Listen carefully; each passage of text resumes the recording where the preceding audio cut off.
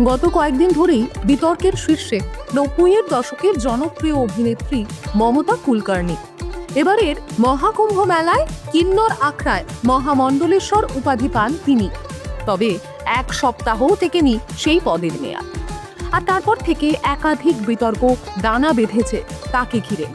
৯০ দশকের দাপুটে এই অভিনেত্রী তাবর তাবর অভিনেতাদের নায়িকা ছিলেন, তবে বিনোদন জগৎ থেকেও তিনি হারিয়ে যান ২০০০ সাল থেকেই।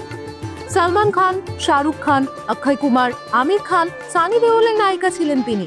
এক ঝলকে জেনে নেওয়া যাক কোন কোন ছবিতে তাকে দেখা গিয়েছিল। করণ অর্জুন।